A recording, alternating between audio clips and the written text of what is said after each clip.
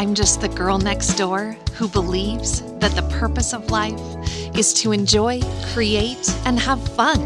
I believe that as humans, we can have anything we want, and things are always working out for us. Experience has taught me that the path to getting everything we want begins with ease.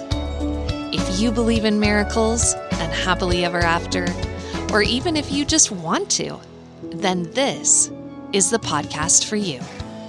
Hi there, I'm your host, Kayla Rain, and welcome back to Attract It with Ease. Today, I have a very special guest with me. This is a coworker and personal friend, Ty Hart, and I'm super excited to have Ty join me on the podcast today. So welcome, Ty. How you doing? I'm fantastic. How are you? I am doing so good, and I'm so excited that we're finally getting around to recording after talking about it for so long. Absolutely. So, Ty, there's one big reason that I wanted you on the podcast today, and it's a selfish reason, and that's that I think you have an amazing radio voice. I really appreciate that. Yes, I think so too. That's not really the only reason, but that is a big reason. I really think the listeners are going to be like, who is this guy? So I'm excited for them to get to know you a little bit. If you're familiar with my podcast at all, then you know that I start every episode out with talking about gratitude, because gratitude is truly the key that helps us bring more positive into our lives. When we focus on positivity, when we focus on being grateful for what we have, it makes it easier to attract the things that we desire. So, Ty, I have asked you to come prepared with 3 things that you're grateful for and why. So if you would share those with us, that would be awesome. Yeah, absolutely. So my 3 things, I think the first 2 are unique to me. And the first one's my grandparents, very supportive. They're my best friends, hang out with them all the time. We're actually going to see Doctor Strange tomorrow together. So, we always have like at least a weekly thing we do together. So they're awesome. Super grateful to have them in my life. Number 2, I would have to say, is my mental health. I've had it where I've not been in the best place before, and I think a lot of people have. So I'm happy to not be in a bad mental health spot, and I'm happy and enjoying my life. I love that. I love the acknowledgement of that, because so often we only recognize our mental health when it isn't good. Absolutely. And then I think the third one is actually just life in general. Just being able to do what I want to do, to have my support group, have a good job, have the amenities I have. So, yeah. I think that's awesome. And we're going to talk about that a little bit more on today's episode. Thank you for sharing those. I think they're awesome. And I appreciate that they're not just tangible physical things, because I think sometimes when we focus on gratitude, it's so easy to say, oh, I'm grateful for my coffee, or I'm grateful for, my car, or whatever. And I like that you thought a little bit outside of the box. So thank you for sharing that. I have a few things that I'm grateful for today. A couple of them are tangible. But the first one is magnesium supplements. And that's going to sound really funny, but I recently started taking magnesium supplements, and it has been life-changing in my ability to sleep through the night. And it's awesome. I take them right before bed, or I take one right before bed, and I am knocked out like a zombie. And I've never really had sleeping issues until the last little bit. As I'm getting older and my hormones are changing, I feel like I wake up more regularly through the night, and the magnesium supplements have been amazing. So I'm grateful for that. Number 2, and I'm not sure if you know this about me, Ty, but I don't think our listeners do. I used to be an extreme couponer. And that's a whole other conversation for another day. I don't really do it so much, but I do follow a couple people on the socials that sometimes list couponing deals. And yesterday I got an amazing deal on an outdoor rug for $10. And I'm so grateful to have those kind of resources where I don't have to do the research and spend the time and energy anymore, but I'm still able to take advantage of savings. And I'm super excited about a $10 rug. Absolutely. And then the third thing that I have today on my list is I am grateful for free will. that allows me to be able to make my own choices and decisions. And I really am grateful for that because I do know that there are countries where they have far less free will than we have in the United States. But even in those countries, everybody is able to decide their thoughts, can decide their personality. And in most cases, we get to decide what we wear, how we do our hair, what we do for work, all of those kinds of things. And that's going to lead us into today's episode a little bit. But I am so, so grateful for the ability to make my own choices and kind of route my own path in life. I So 100% agree. Yep. So that topic right there leads me into our conversation today because I wanted to talk to you about some of the choices that you have made recently, two in particular that maybe were not so popular. Okay. Yeah. I would say that a lot of times we make choices and we have outside influences that tend to judge us for those choices, maybe even tell us that we're wrong or try and make us feel bad or talk about us behind our back. And sometimes those things bother us, sometimes they don't. You are pretty resilient, so I don't know that they've really bothered you, but I do want to have a little bit of that conversation today and have our listeners be able to listen in. So let's talk about your new car. Yep. Okay. So first, before we tell our listeners what you're driving, tell our listeners what you used to drive.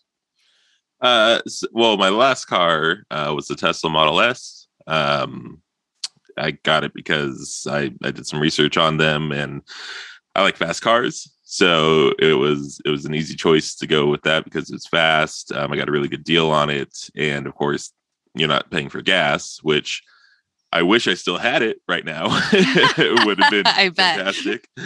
But yeah, that was the last car, and it was great. If I ever go back to electric vehicles, I'm sure I'll do another one. Awesome. So you had a Tesla, and people mostly were supportive and excited about that, at least the people that I know or that we know in common.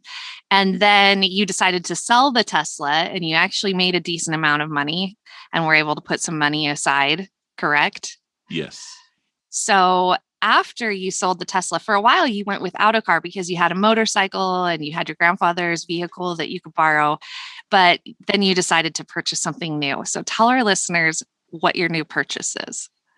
Yeah. So now I have a 2015 Chevy Corvette, and it is a 6.2 liter V8, and it is a gas hog. And I've had it for about 2 months, and the amount of money I put just in the gas tank, and partly my fault because I'm just a lead foot everywhere I go, but I miss the Tesla. I bet you do. But I know that we've had people at work who were very much against you making that purchase and who talked about what a bad decision it was and how you would be throwing money away and that you should be saving for your own house or that you should choose to spend your money differently. Tell me a little bit about that and how that made you feel or didn't make you feel. Yeah, so I had a couple of coworkers who, when I let them know I was going to or looking into purchasing the Corvette, um, I got kind of surrounded by a little bit of negativity. And I don't normally let things get to me, but it was really interesting how I guess I kind of felt attacked in a Yeah. way because they really went super aggressive on telling me that I shouldn't be purchasing this vehicle, that I should be investing it or yeah, saving it up. And it hurt a bit because I do save a lot of money. I put a lot of money away, so I can have, for a rainy day or for a future home, whatever it may be. And it was just so weird to have them, people I care for, that are friends, and that I know they care for me, and I think that's where it was really coming from. But they definitely took the wrong approach. So Yeah, and I think for the most part, the people giving you what they felt was good advice, that they meant well. But like you said, it hurt. And at the end of the day, the decisions that you make about how to spend your money has zero effect on them. yeah, And yet they decide to have such a strong opinion about it to the point where even now people still talk about it and how unwise that decision was. So thank you for sharing that. Now I want to move to another decision that you've recently made that's kind of had the same impact on some of our coworkers, and that is your employment decisions. Yeah. So you were full-time at work and you just went to part-time. Tell our listeners why you went part-time and what you're kind of doing with your spare time right now. Yeah. So I've been at the job for a little over 5 years now. It's the longest I've ever held a job, and I love the job. The company is fantastic to work for. But I have other passions. So my primary focus when I'm not at work is now YouTube, creating YouTube videos, gaming videos, something that I've done on and off for, man, maybe 8 or 9 years, just on and off. And I really want to dig my heels in and focus on it now. So going part-time, I'm now 28 hours instead of 40. So it's definitely different. It is nice to kind of have more of a mental reset. So first, tell me why gaming is important to you, why you're passionate about that. And then why don't you take a little second to plug what you're doing so that those that are interested can find you and look into what you've got going on. Yeah, I mean, I've been playing video games for a very long time. It actually started my stepbrother who lives in New York. When we were younger, 11, 12 years old, he would visit in the summers. And one summer he brought his Xbox and Call of Duty. And that was the first time I ever really played video games besides like the Game Boy Advance, stuff like that. And after he left, I wanted one. So that really just got me hooked and started it all when I was like I said, like 11, 12, 13. And then around 18 to 20 is when I started doing YouTube and streaming, on and off. But it's a release. You get to live in a essentially different world, and I don't mean that in a negative way. Like I said, I'm very happy with my life, but it's cool to see stories that other people have created and play through them yourself. And then what was the second part of the question? Just how can our listeners find you if they're interested in watching you stream or seeing what you're doing? Yeah, plug. I'm not PR trained, so we'll work on that. Perfect. My YouTube is Ty Driz. It's TYD as in dog, RIZZ. That's just the YouTube channel. A little over 300 subscribers right now, and I haven't posted for about 2 months because I've been working on a new series to get that out. So right now I'm actually working on a Minecraft series. So if anybody likes Minecraft, feel free. Awesome. So now that we've kind of talked about the gaming, tell us a little bit about the reaction that you received from various people at work in response to you choosing to go part-time in order to pursue that passion. I think most of my coworkers were understanding about it. They understood that I had a different passion that I wanted to do. There were a few, and I think it was actually a few more of the older guys that just don't understand video games, which is perfectly fine. When they grew up, they weren't playing video. They weren't sitting inside playing video games usually. So I completely understand the take on it. I did have one person actually genuinely laugh at me instead of laughing with me. Wow. Yeah, that was a little shocking. I was like, oh, okay, you really think it's kind of a joke? And again, kind of hurt a little bit, but I got over it. But yeah, there's a couple people who chastised me for it, I guess, for, like you said, a decision that's not affecting them in any way. Yeah, absolutely. So one of the reasons, and this is truly the other reason that I wanted you on the podcast, was to be able to have this conversation, but also because the fact that you had all of this outside negativity for the things that you were wanting to do and that you're super passionate about, whether it was the car or it's the choosing to spend more time gaming or cutting back on your hours right after purchasing this expensive vehicle and so forth. I think it's super inspiring that you kind of pushed that out and followed your heart, followed your passion, pursuing your dreams, even though there's so many outside influences telling you that that's probably not the right decision for you.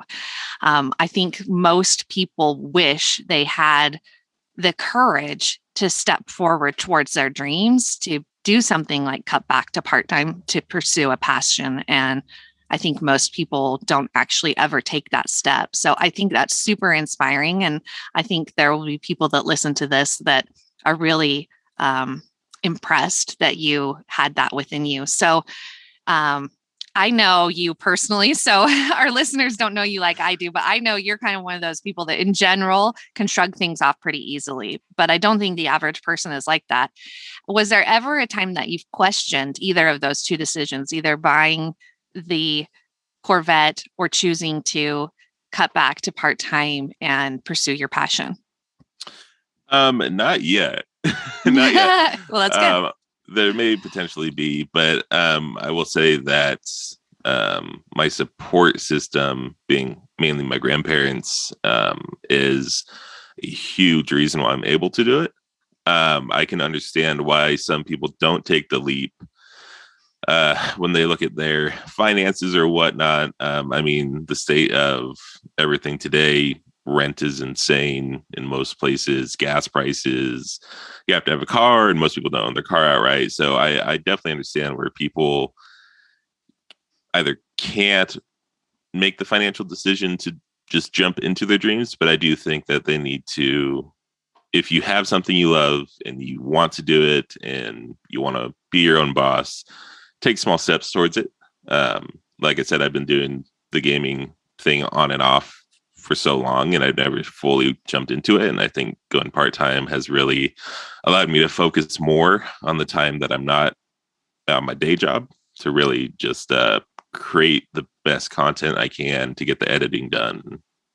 I think if you have a good support system, and you'll be good. If you don't have a support system, you don't have maybe not a lot of family, not a lot of friends, just take small steps, to go towards your goal. Don't go home from work. I know you're tired. Trust me. When I get home from work, I'm tired, but it's just like going to the gym, just small steps, and eventually you'll be able to take bigger steps, take leaps. I think that's awesome advice. I actually read something just today that I'm paraphrasing, but said something along the lines of sometimes it's not a matter of what you do, or there's maybe not a right or wrong thing to do, but simply by taking action, it allows the universe to start aligning things and bringing the next step in front of you. And so I think that's awesome that you're saying, like, just do what you can. Maybe it's not quit your job or cut back to part-time today, but work on it, focus on it, don't give up on the dream, and eventually those opportunities will come. So I think that's awesome. Thank you. So we're talking a little bit about following our heart's desires. These are big decisions, I would say, that you have shared with us. But I think there's other things in life, whether it's how we choose to cut our hair or things that we choose to wear or how we spend our money, where people tend to judge us. Tell me, if you would, about some of the areas in your life, in just your whole life, where you feel you've had people judge you for who you are or choices that you've made. Yeah. Well, I will start by saying that I've not always had thick skin. I had a point. I mean, I guess it was within the last 5 years that I really grown into.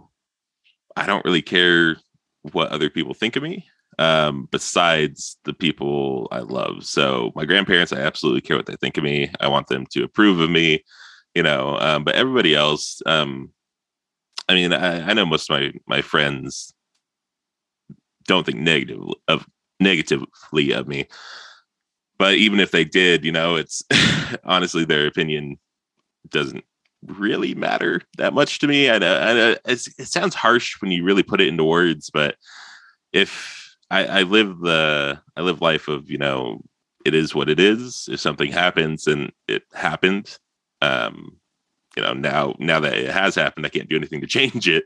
Yeah. So I let things kind of roll off my skin. But yeah, I mean, I used to be a little bit more sensitive about stuff. I think a way to put my personality, how I used to be, into perspective is, how when you're in a relationship, especially in high school, you get jealous Yeah. of little things, right? So I had that type of personality. I was jealous. I probably ended a few relationships because, I was like, no, I don't like that. You have guy friends, that type of thing. Mm. And I'm not like that anymore. I can look back on that and go, wow, that was horrible. A little bit controlling, that type of thing. So now it's more of, I let everything just come as it is. And I mean, I haven't had a relationship for about 5 years. I haven't been looking. So, but I'm pretty Ladies, sure I'm he's not. single. Yeah, single. But yeah, I'm pretty sure I'm not like that anymore. It is what it is. So. Yeah. So, where I'm trying to go with this conversation is that I think each of us individually want the ability to make our own decisions, be who we want to be, follow our passions, dress the way we want, look the way that we want, spend our money the way that we want, um, spend our time the way that we want. And we don't want to be judged for those decisions, especially by the people that surround us and care about us or that are in our sphere of influence. But anything can be hurtful, even if it comes from a stranger.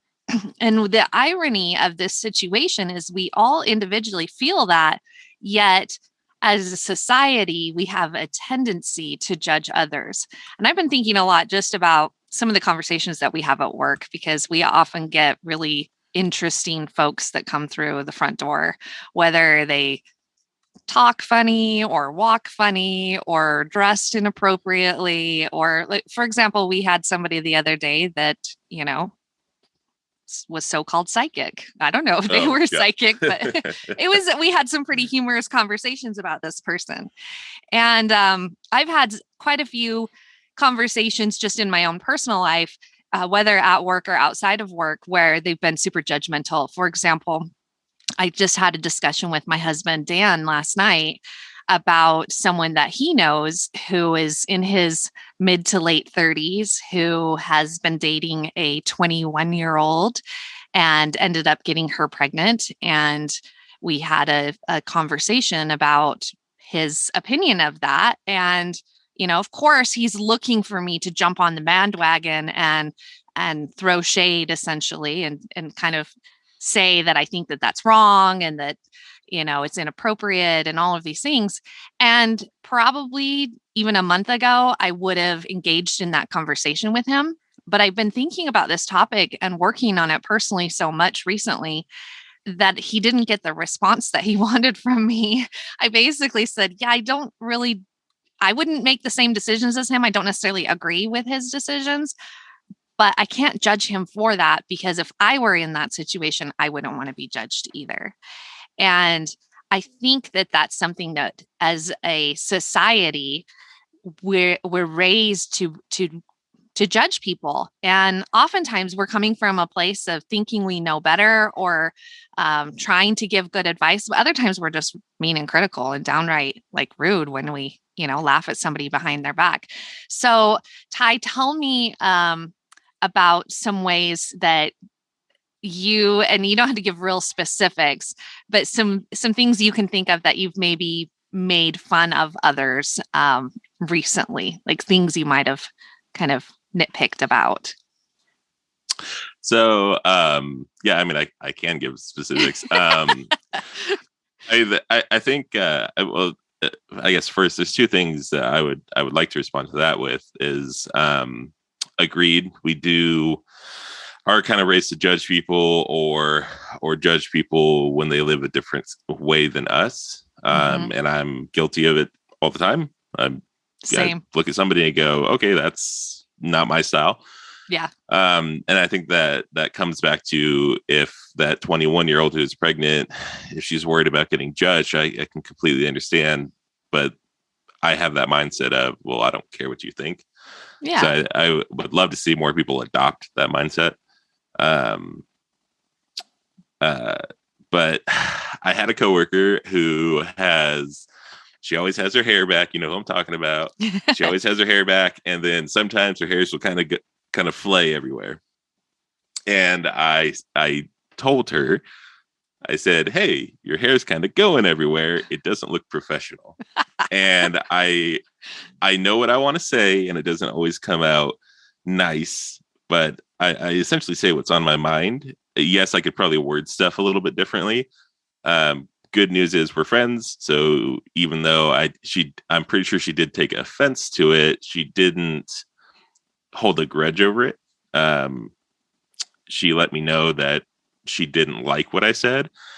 But the one thing I do want to say about that is I'm not repentant that I said it because she generally now, unless she's had a very frazzled day, um, keeps her hair in line, which I think looks great for the job we're doing, rather Yeah. than having it go everywhere. And that's just a personal opinion. Whenever I get into a discussion or a debate with somebody, I will say exactly what's on my mind, but I also don't mind admitting when I'm wrong and changing my answer or decision. So I have another coworker who will talk about, I guess, deeper things, and I'll say my thing, she'll say her thing, and sometimes she'll completely change my mind. I think a lot of people have trouble um, admitting when they're wrong or wanting to change their mind, and I have no problem with that. So that's something I think a lot of people should see too. Yeah, I think that's awesome. And I think what is maybe different than you and most people is, at least from my experience and what I know about you, and also what you just said, is generally when you think something, you say it directly to that person. So, unless as a complete stranger, rarely are you the type of person to kind of gossip about someone behind their back, because if you're thinking something, whether it's nice or not, you typically will let the person know what you're thinking. Yeah. I do think the general public tends more to love drama and be gossipy and talk about people behind their back and wants to dish about, whatever's going on. I was thinking about a situation with another one of our coworkers who recently purchased a dog, and how the whole situation or the story, because he was originally purchasing a dog from someone off Craigslist, and then it didn't work out, and he kind of got scammed, and then he on a whim bought another dog, and we all had strong opinions about the whole situation. And at the end of the day, it doesn't affect any of us. We don't have to do anything about said dog. And, he seems to be now in a better place and happy and training this little puppy that he's enjoying spending time with. But as we were watching him go through the situation, most of us knew he was likely being scammed. And so I think we were coming from a good place in wanting him not to be taken advantage of, but we also had very strong negative opinions about some of those decisions that he was making. And then when he did not get the original dog and just rushed to buy another one, we had strong opinions about that as well, because we felt like, oh, he's just settling and he's just, making a rash decision. And I think most of us felt like that was a poor decision. And at the end of the day, like I said, none of it really affects us. None of it really matters. And yet we felt like we should have some input on how he was choosing to live his life. And I think we have those kind of situations daily, whether it's at work or in our personal lives, where we have opportunities to judge others. There's someone in my life that is very close to me that is struggling with their gender identity. And I don't know specifics about how this person is being treated outside of my own, personal experiences, but I know how difficult it probably is to go through something like that, and how much of the world would not be understanding if somebody wanted to change their identity or change their gender, or maybe didn't even know what they wanted, to say, oh, well, I don't know. I don't know if I feel male or I feel female. I don't really identify with either one. And I don't want to be either one necessarily. And then, how people feel about that whole conversation. And we don't have to get into the specifics about how you feel or how anyone feels, but I just think that there's so many things in life where we all as individuals want the opportunity to make the decisions that will lead us to what we think would be the happiest. And yet innocent bystanders that it doesn't affect want to give their input, want to give their opinion on that. And for the most part, it doesn't really impact those people, but it tends to be a conversation that we have. Any thoughts you want to give on that? I don't. I guess it's because of how I treat things, but I don't see an issue with giving your opinion as an outside source, even if it's not asked for. I honestly don't see an issue with that because I do it all the time, and I do think most of the time it is not taken well when that happens. But I think when you get that outside opinion, uh, just a third party perspective that's not in the situation, it can help you realize some things. Like when we're talking about the car and the coworkers, kind of how said I felt attacked. They just came very aggressively at me about, and even to where they're just raising their voice again about something that's not affecting them. I am more than happy to sit down with those guys and talk with them in a non-aggressive manner, and they can tell me their input. And maybe if it wasn't in a non-aggressive manner, maybe I wouldn't have bought the car. Maybe one of them could have showed me how to and what to invest in that would have made me more money. But that's not how they approached it. So I just think it's probably how you approach it. Um, I think when I give my input, I don't think generally it's in a aggressive manner. I think it's usually pretty passive. I'm just saying what's coming to mind. It's not, oh my God, your hair looks horrible. Like, I'm pretty sure what I had initially said to her in that situation was, hey, your hair is going everywhere. It doesn't look professional. And I think that's pretty passive for the most part, not really aggressive. And she could have definitely taken it aggressively. So I don't think it's a bad thing to have outside input. I just think it's how you state it, and then where the person getting the inputs mental attitude is with receiving it. Yeah, I think you hit on a real key thing there, which is about the way that people approach it, because you could give your opinion and say, I think XYZ, or you could just state it as, no, that's wrong. And I think a lot of times that's how feedback comes across is, no, you're wrong. No, you don't Yeah. know. You don't have as much life experience. You'll see, you'll regret that. Those are the kinds of statements that people make or say instead of coming from a place of caring or support, where it's, hey, I really think that that's a bad decision and here's why. Yeah. And so there are two ways of looking at it. Um, I've been reading a book. It's called Think Like a Monk by Jay Shetty. And Jay Shetty is a man who lived as a monk for 10 years and then left because his mentor felt that he would have a bigger impact on the world by teaching them what he had learned as a monk than by continuing to live as a monk. And I have gotten so many good pieces and nuggets of information that I feel directly relate to the law of attraction. But I wrote something down today in something that I read the other night that says saying what we want, whenever we want, however we want, is not freedom. Real freedom is not feeling the need to say those things. And I don't think it's so much in giving feedback the way that you said or expressing opinions, but I think it's in relation to the gossip, in relation to feeling like we need to make fun of someone because of the way they talk, if they have a lisp or, a disability, or if they're maybe not mentally stable. It's real easy to want to make fun of those people. But then I think in turn, just like I said, real freedom is not being able to say what we want when we want. It's, not needing to say those things. I think it's also could be said that real freedom is not caring when people say those things. Not needing to have validation, not needing to be what everyone else expects or wants, and just being able to be comfortable with our decisions and our choices and our lives. And even the author of this book, Jay Shetty, talks about how he was in college and graduating and was expected to, have some big, amazing career. And when he left college, he decided he was going to become a monk, and how disappointed his parents were and how upsetting everyone his decision was to the people in his lives. Everyone felt like he was throwing away all of this money and this time and this education to go do something that they didn't understand and didn't approve of, and how he had to find it within himself to chase his passion and chase his dreams. So I want to kind of spin the conversation in just a little bit new direction now, before we wrap things up. And I want to talk about, as we're talking about judging others, I want to talk about how we have a tendency to also judge ourselves and self judgment, and how easily it is for us to have negative self talk the way that we would about someone else.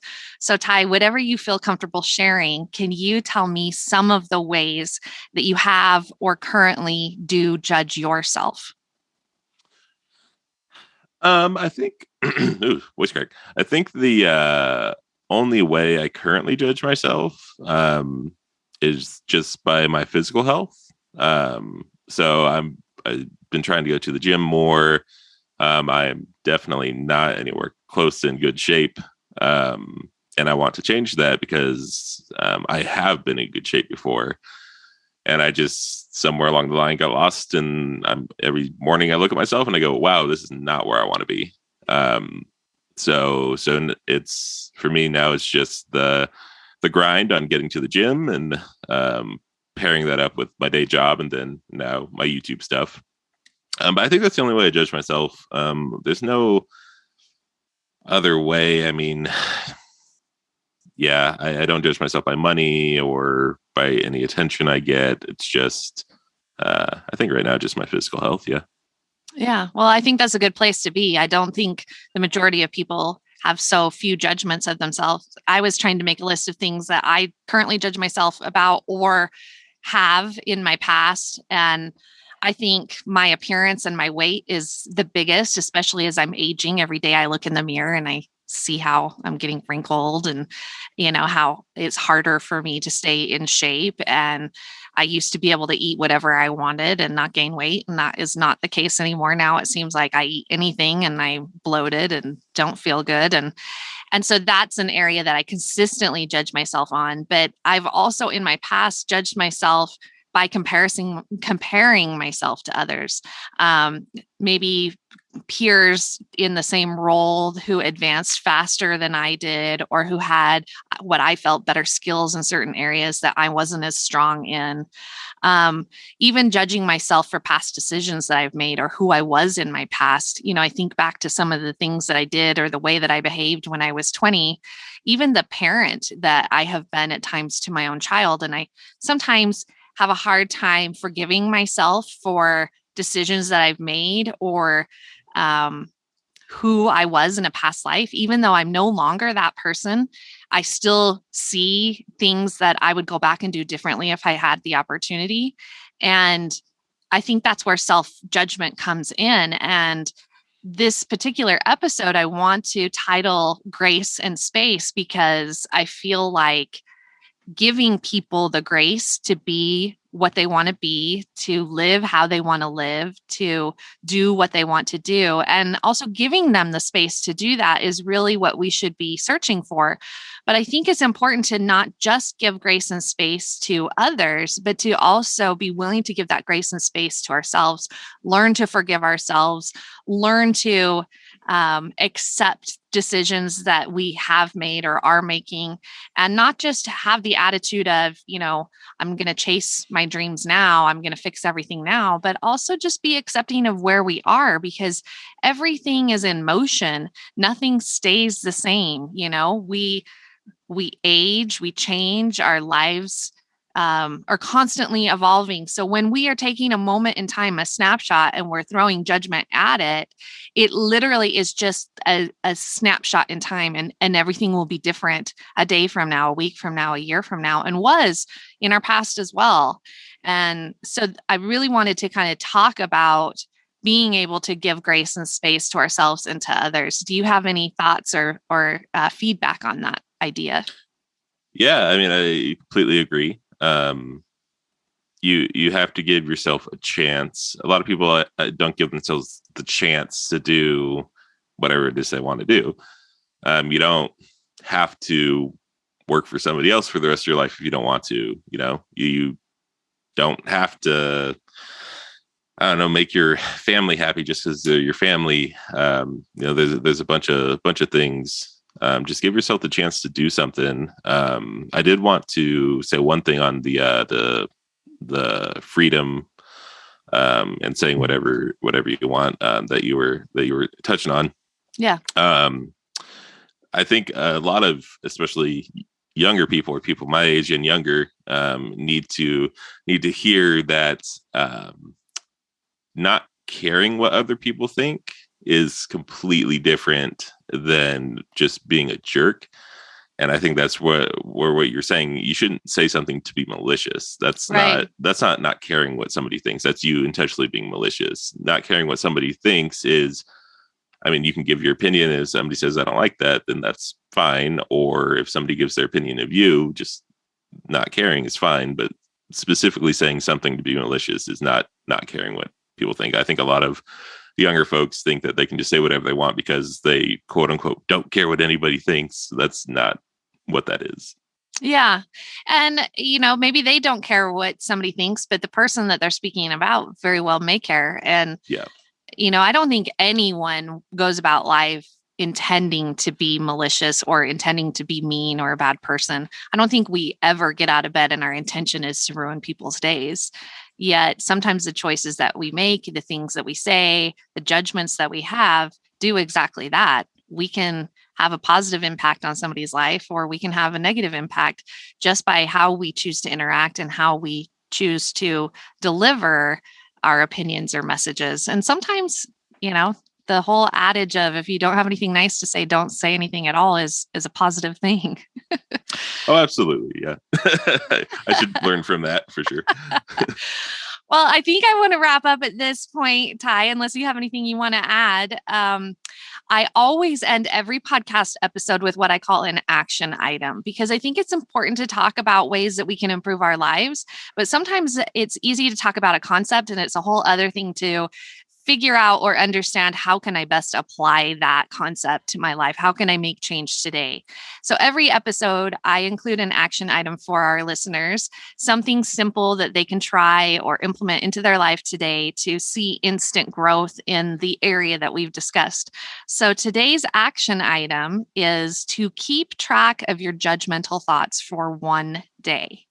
So that would be thoughts about others or yourself, just anytime you kind of have a negative where you would kind of almost make fun of somebody.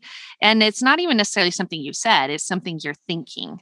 Keep track of those. And every time you have that judgmental thought, try and then not necessarily replace it, but think of something positive about that person that you can equate it with. And what I mean is, as much negative that you could say about any individual on this planet, ourselves or anyone we know, we can probably nitpick and pinpoint all of their flaws. But what we generally don't do is recognize how many positive things that person does have in spite of those flaws, ourselves included. So you could look at someone and be like, oh my gosh, they have an awful haircut, or, I don't know, made a poor decision for how, they spent their lunch money, Yeah. whatever the decision is. But we can also look at it and usually just by flipping our mindset, find something positive to think about that person, even when it's ourselves. Like, okay, maybe I'm not the weight that I want to be, or maybe I don't look the way that I want to look, but I have a genuinely good heart and I try and seek out the positives in people. And just by acknowledging that positive statement about myself almost gives balance to the universe, almost negates the negative thought that you said, because you've added it with a positive thought, and it now brings us back to a level playing field instead of just feeling like that person is bad, or it kind of removes the negativity by adding something positive. Do you have anything to say about that, Ty? I think just think before you speak is always the best adage, right? Yeah. I like it. We've discussed. I if it's on my mind, I generally say it. And I personally am not trying to be harmful to anybody when I say it, and sometimes it can be taken as such. So that's something I should do, as well as think before I speak, or reword what I'm going to say if I'm going to say it anyways. because knowing me, I probably am going to say it anyways. So maybe I can have it come across as maybe more constructive rather than harmful. So yeah, think before you speak. Awesome. I love that. And I love having you on the podcast today. I'm just going to wrap up with one little tidbit of season 1 of the podcast. I did a giveaway where every person that left a review of the podcast was entered into a drawing. And I have changed the drawing for season 2. So I just have started talking about this, but Ty, I don't think you even know. I have created a manifestation journal. It's completely different than your typical manifestation journal in the sense that this is designed almost as a scrapbook where you set your intentions, you put out to the universe what you want, you write out your thoughts about it, and then it also has a date for you to write when it was accomplished, your Okay. thoughts and feelings about it, and then also post a photo of that item or that experience or that achievement so that you can reflect back on it. So that is the giveaway. So listeners, if you leave a review on the podcast on any review platform, you can do that on many of them like Apple Podcasts. Spotify will let you leave a star review, but I won't know who you are. It doesn't let you put your name on it. So I believe Audible, Amazon Music, Podchaser, any platform that allows you to leave a review, each week I'll collect those reviews and draw a name. And I'll tell you, some weeks I only get 1 review. So that makes you an instant winner. If you're in the US or Canada, I'll pay for the shipping for the journal to ship to you for free. Outside of the US, we'll work it out between us. But please subscribe and listen. We have lots of good content coming for the rest of season 2. Ty, I am so happy that you decided to be a guest and for your insights and input today. Thank you so much for joining us. Thank you so much for having me. If you ever want me again, just let me know. I'm sure I will. Thank you so much, and I'll talk with you soon. Have a wonderful day. You too. Bye-bye.